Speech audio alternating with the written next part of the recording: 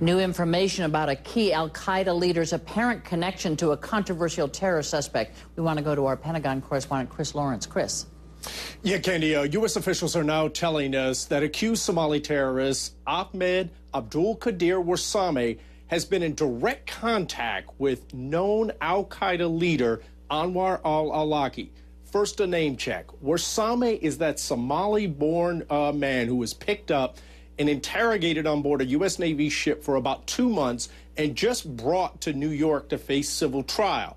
Al-Aulaqi is a known American-born cleric who has been with Al-Qaeda in the Arabian Peninsula, based in Yemen, and is considered one of the biggest threats to the U.S. homeland.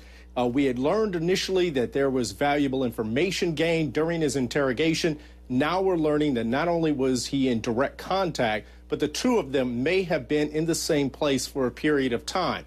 Now, the way in which he was interrogated on board a Navy ship for 2 months, first by military interrogators and then by law enforcement officials, is a sort of a new wrinkle in this war on terrorism. And a military official spoke with Congress recently about how this is working. What's the longest we can keep somebody on the ship? Sir, I think it depends on whether or not we think we can prosecute that individual in a U.S. court, or we can return him to a third-party country. What if you can't do either one of those?